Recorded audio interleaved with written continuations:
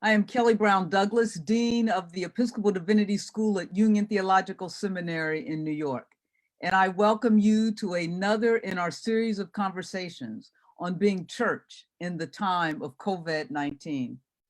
It is an honor to have joining me today, Jack Jenkins, national reporter for the Religion News Service and author of American Prophets, The Religious Roots of Progressive Politics and the Ongoing Fight for the Soul of the Country, a book that I recommend for each of you to read, particularly in these times in which we find ourselves. And so, Jack, thank you for your book. Thank you for being here with us today as a part of this conversation. Thank you so much for having me. It's an honor. So let's jump right in. There's much to cover.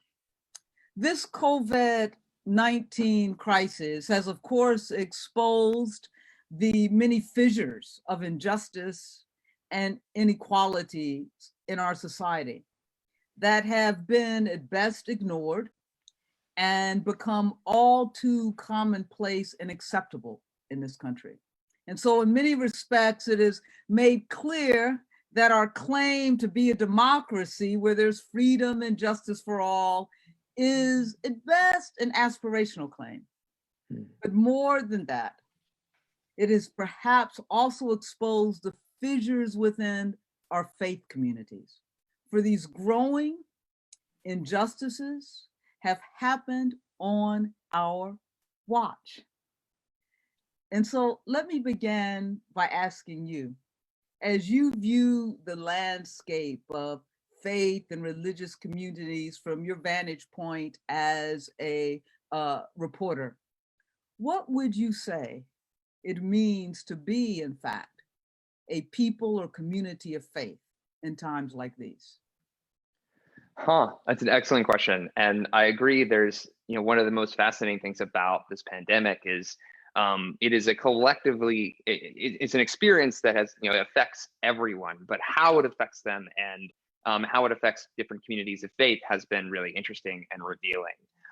For instance, I think one of the big fissures that we've seen exposed is that, one, I want to be clear, I'm not going to paint with a broad brush to say, make full generalized claims about everyone. But, for instance, while there have been breaches of social distancing by faith communities across the board, irrespective of political or theological belief, it's interesting that communities that are often deeply conservative and Christian and overwhelmingly white and often supporters of the president, when they talk in public right now, the issue for which they are most concerned, where there's a lot of advocacy, is about whether or not they can get back into those churches and whether or not they're able to congregate in spaces anymore, and blaming, Democrats or their local governors for barring them from doing that.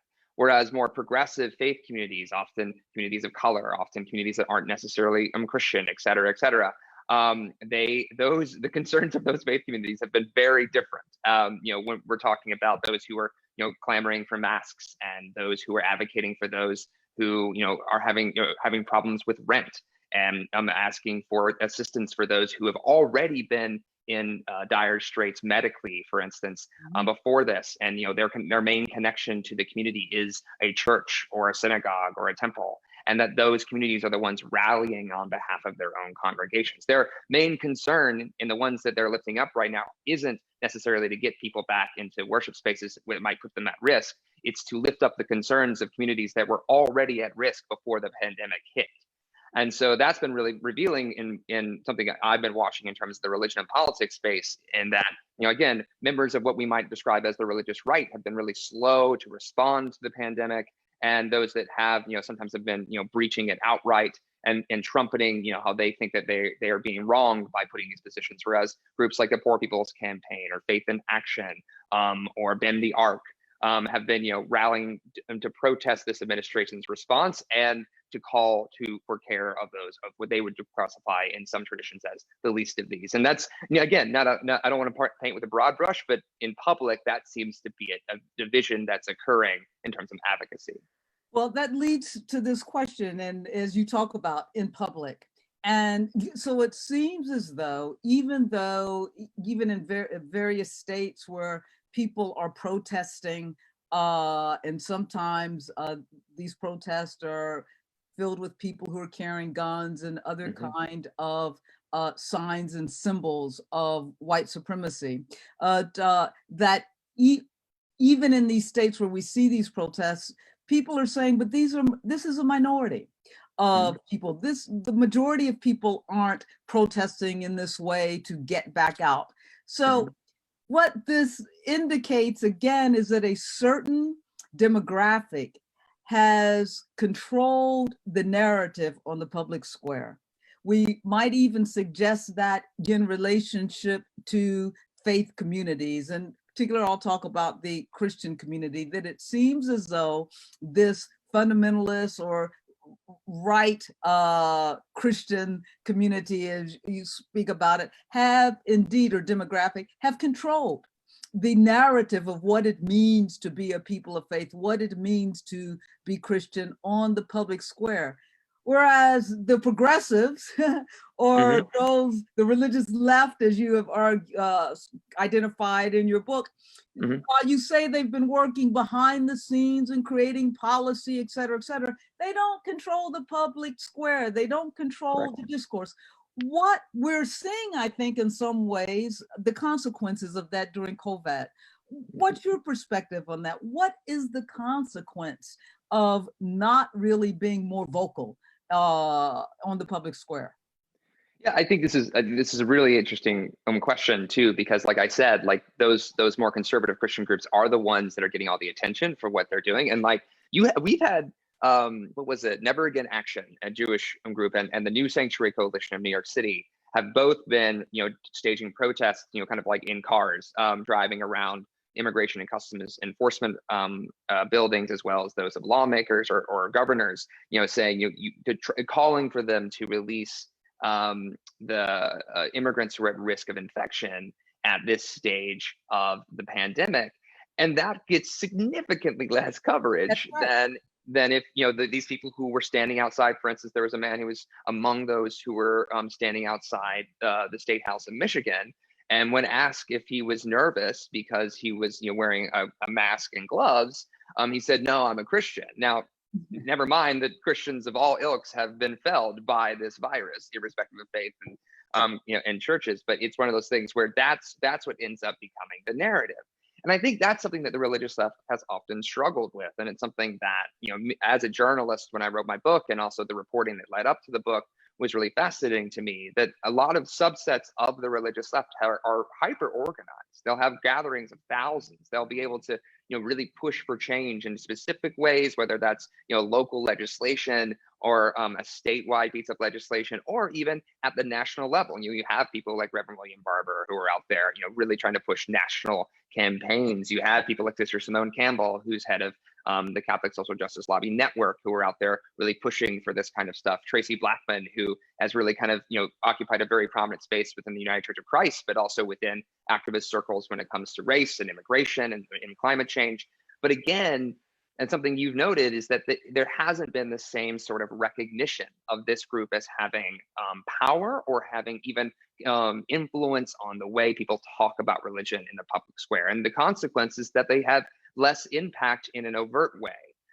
Usually, and what I kind of chronicle in my book is that they are having tangible, very real impact and have helped pass massive pieces of legislation, including the Affordable Care Act. But it happens quietly and almost behind the scenes. It's not something that allows them to reclaim the mantle and the sort of concept of religion in the public sphere that the group often described as the religious right has held on to for so long. But it seemed, even with that, yes, being the case, that what impact then does that have on our culture and the collective moral conscience of a people?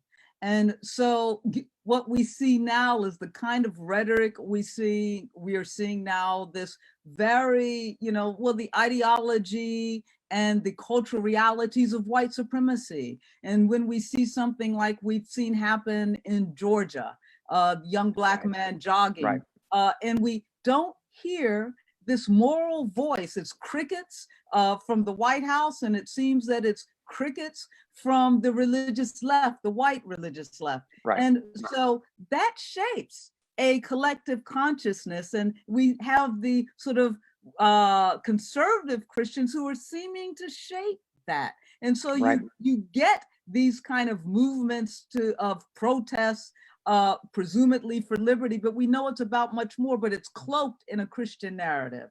So what are we seeding here?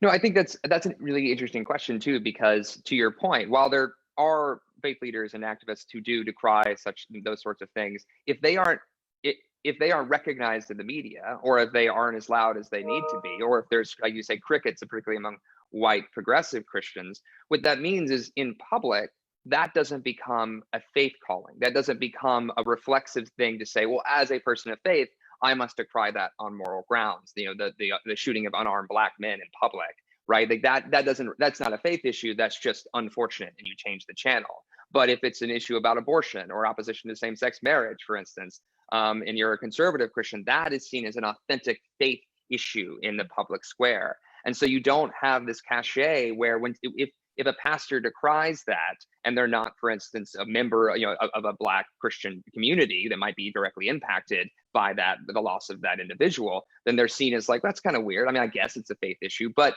the way that those get created, the way that we become aware of a moral fabric in a society, in a culture, is when we decide to accept things as normative. And the only way you do that is if you have the kinds of things you're talking about, where someone, say a white progressive Christian, decries those sorts of acts in public. The media covers that as an authentic Christian witness, in addition to the pantheon of other Christian outcries and other faiths that are crying out against that. And then that becomes known as a faith issue. And in lieu of that, it will be the religious right who continues to occupy and hold on to the concept of religion and the concept of moral stakes connected to faith in the public square. So let me stick with this just for a minute more, and before we start asking, so what's the solution to this? So when you talk about, yes, not being able to see certain things and recognize them as a faith issue, and what we've seen recently, the white religious left has recognized that the matter of immigration and the way in which we treat immigrants is an issue of faith. They've talked about the way we treat strangers, et cetera, the way we treat the least of these. Even when we've talked about the rights for LGBTQ persons, it has become a faith issue, and the way in which every human being is seen as a sacred child of God. What is it about this matter of race that does not allow the progressive white religious communities, there are exceptions, but that doesn't allow them to speak out as boldly on issues of racial injustice as they've presumably done in relationship to other issues? Because we know the Black faith community is, when we talk about Ferguson and all of that, we're talking about Tracy Blackman, et cetera. But what's going on in the white progressive Christian community and beyond? So I think it's a really important question. And one of the things I kind of talk about in a chapter that kind of deals with race in my book, near the end of it, is kind of the impact of Ferguson and then Charlottesville in particular, was like the kind of forging of some new connections and communities that kind of cross into, you know, more white religious spaces when it comes to solidarity around racial justice, the Black Lives Matter movement. And what's interesting about that, to your point, is like, well, where's that been? And I think there's a complicated confluence of answers that feed into that. I think one of them is just history. I think also one of the tendencies that I found in my reporting predating those incidences, and I think that could be backed up any number of histories, is, you know, white progressive Christians often kind of ceded that space to Black Protestants in particular to say, well, that's a faith issue, but it's kind of their faith issue, right? You know, we'll show up and wave at the you know, rally, but we're not going to necessarily trumpet that from our pulpit. And what I have heard from some pastors and faith leaders is that it's interesting, you know, they might feel very strongly about an issue of race, for instance, but preaching about it, they get so much blowback from an ostensibly progressive community that they become wary of discussing it in public. I was told that by some pastors, that they felt that they were pushed out of congregations that were primarily white and otherwise they felt to be deeply progressive, because they were taking a stand, for instance, on police brutality and how that disproportionately impacts people of color. And so it's one of those things that one of the critiques I've often heard of white progressives from activists in this space is that they can put the Black Lives Matter sign outside of their church, but that's not the same thing as owning racial justice as a faith issue, like you said they might do for immigration and this new sanctuary movement, et cetera.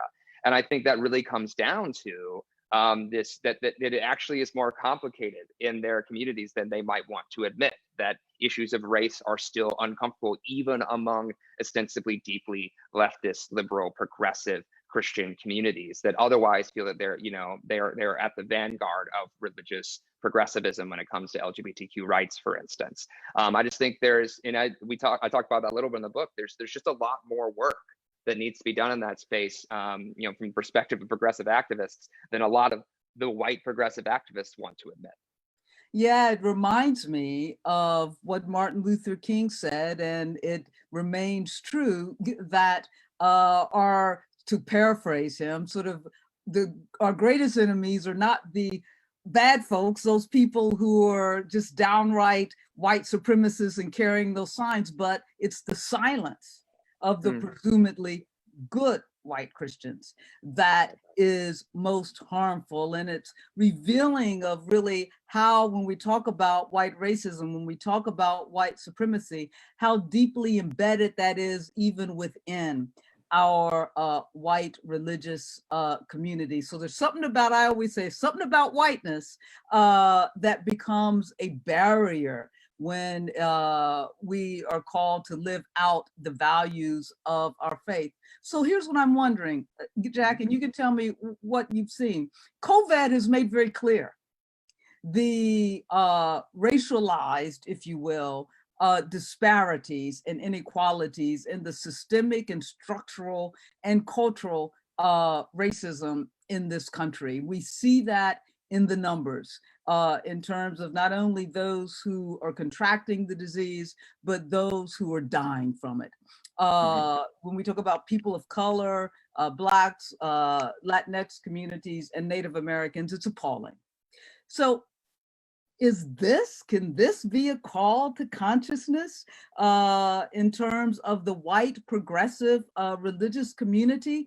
Can we all come together around this, even if they can't come together around the fact that a Black man gets killed in the middle of the street jogging? That this is unmistakable.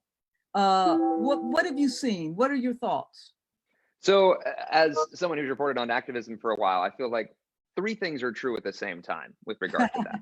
One of them is that one of the most powerful forms of activism is this poetry of protest. It's presenting in public that which had been obscured in the undercover of darkness, right? The classic example is the civil rights movement, when so many demonstrations there were just trying to bring out into public and in front of cameras and in front of journalists that which had been the lived reality of African Americans in the country since its founding.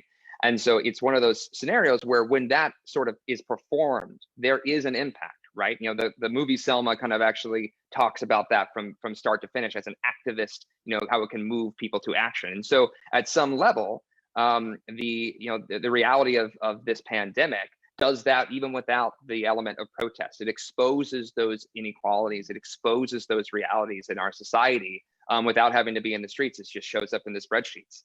And so I think that is something from an optimistic point of view, from the perspective of activists, that could say, look, like you can't ignore this, right? The second thing that's also true is that we have seen those moments performed before. We have seen in society for a variety of movements, whether it's Newtown for gun violence, whether it's Charlottesville for race, whether it's any number of catastrophes with regard to climate change. And those are performed in front of people and action is not taken. It can result in mass activism. It can result in actually a shift in public opinion, where the majority of the American public will support taking action on something, for instance, like gun violence. But it doesn't necessarily result in a major legislation change or systemic change all the way down to the local level. So that can be both sources for optimism and pessimism. The third piece is that what is often missing between those two realities is the third one, which is that power is weird and it still exists. And you have to, from the perspective of activists, regardless of their political persuasion, if you want to change what's happening in a country or in a government, you have to figure out which lever of power you're going to push and push on that. And so if you have this performance of inequality happening amidst the pandemic, and you understand that the American public can be slow to move, or if not the American public, lawmakers can be slow to move, you have to capitalize on those moments of profound performed realities in a way that pushes levers of power. So what I do know is that there are many activists that are in better positions to influence the powerful now than they on the progressive religious left than they were 10 years ago. So there's potential for people to act on those realities, but you have to put plus signs in that equation if it's going to equal systemic change. And so that's kind of how I've looked at this pandemic as well, is that it is one thing for the reality to be performed. It's another thing for that to result in change that will benefit those who are most impacted by this. So your book talks about the soul of America. So we can talk about systemic and structural change. We can talk about policy making and legal changes, and you've really emphasized the progressive or the religious left in terms of creating and helping to make those kind of changes, from the Affordable Care Act, from same-sex marriage and beyond. But what about their impact on the soul of this country? The everyday realities of the way people think about the other. What impact? We've seen the religious right have that impact. What do you say? What do you think is the future of the soul of this country? I love that question. And as a reporter of religion, I'm excited by it. And as a reporter, I'm terrified by it. Because it requires you to really look at the theological reality of this, which is that it is arguably easier to change a law than it is to change the hearts, minds, and souls, or impact the souls of those who are going to be impacted by that law. And I think that it is, if you, for many religious traditions, the reflexive is to point to what some describe as human sinfulness, right? That it's harder to get people to be altruistic than it is to get them to just say, oh, that's not my problem, or they are undeserving, right? One of the things I talk about in my book about this concept of the undeserving poor, right? Those concepts are invented in ways that benefit those who already have power, who already have privilege and means. And so it is always going to be a higher call for progressive activists, faith-based or otherwise, to try to convince people to not only act differently, but think, and in the religious context, pray and experience the universe differently, where they don't just see, well, I need to do this so I don't get yelled at on Twitter, but I need to do this because it is what is right and what is just. And I think that is the unique call of the religious left. That is a unique element of the religious left that makes them powerful in a way that I think is more difficult for activists in the more secular spaces.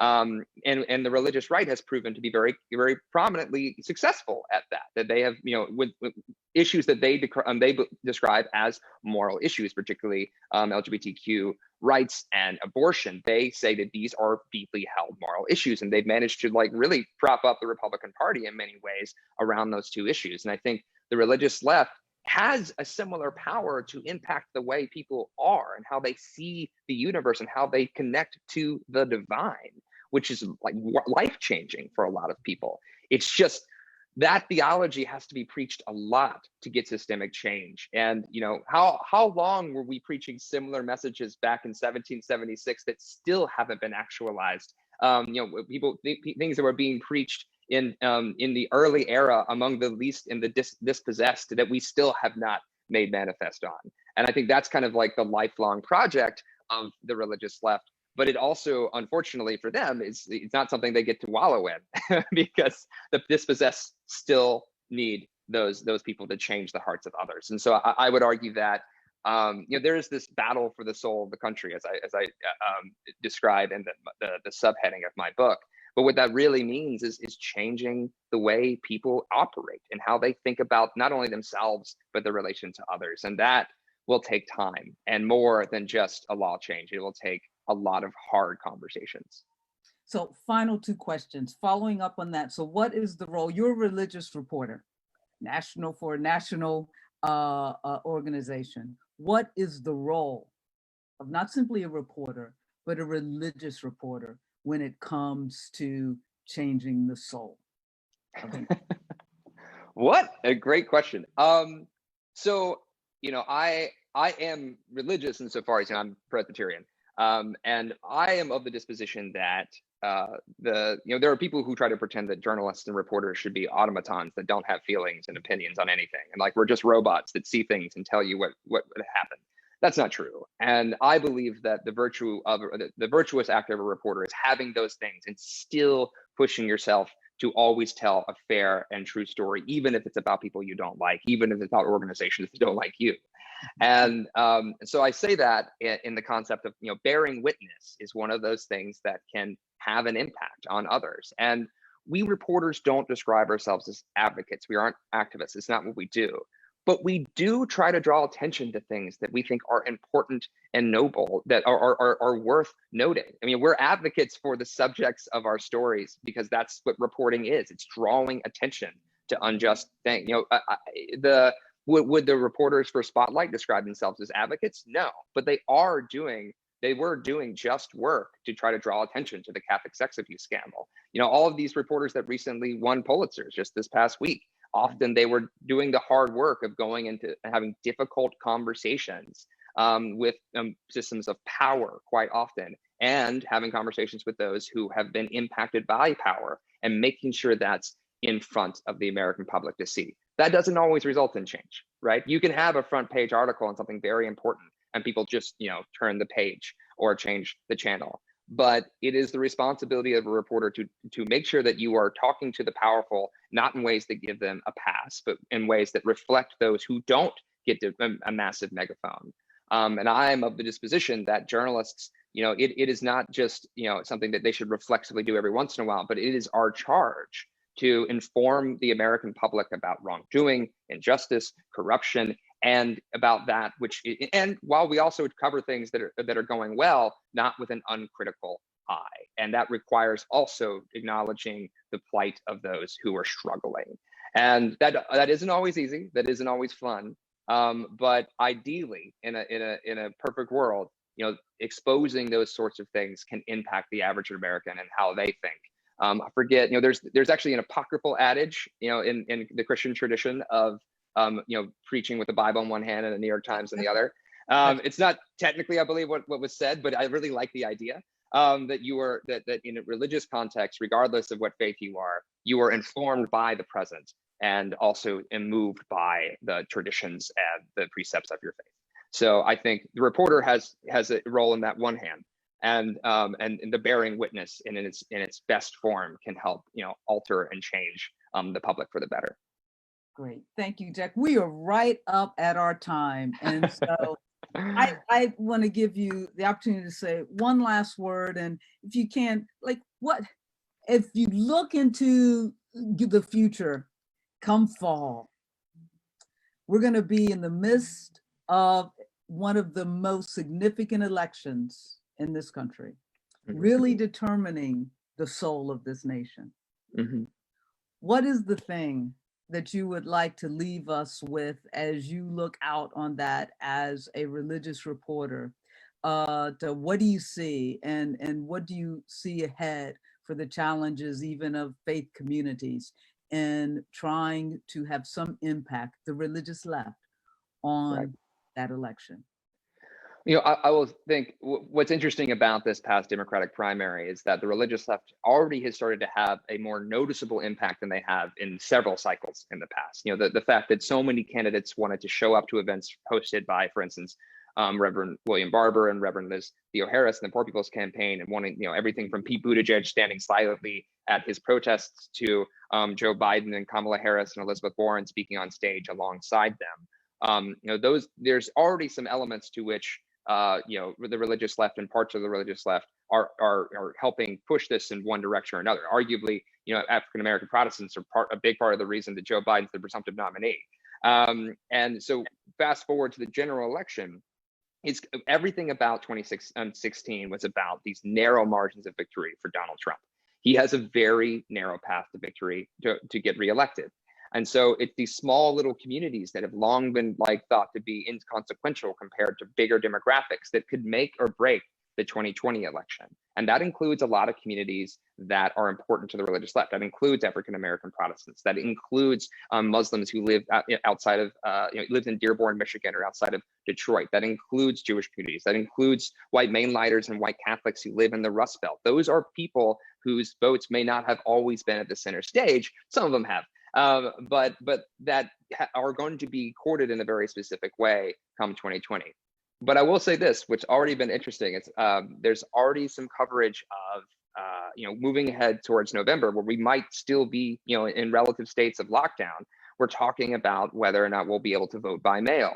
And in certain states, you can't vote by mail without an excuse. But in Missouri, in the past few days, a group of rabbis realized that while fear of contracting a terminal illness is apparently not an adequate excuse to vote absentee by mail, religious faith is. And so they have issued a statement declaring that it is a religious edict that you should be protected, and that should be something that allows someone to vote by mail. And I think that other faith communities may be primed to take a similar tack.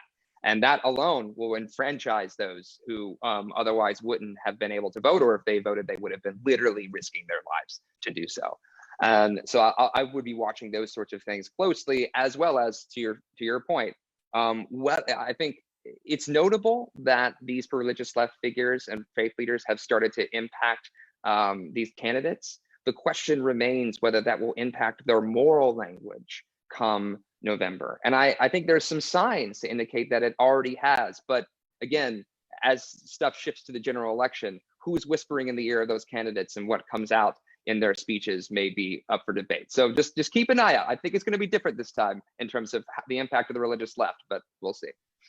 Thank you, Jack Jenkins. And what that suggests is we're going to have you back again as we get closer to the election. This conversation could go on forever, so it is a teaser into future conversations. Thank you so much for a very insightful conversation, and we will look forward to more and look forward to hearing more from you. And thank you all for listening in.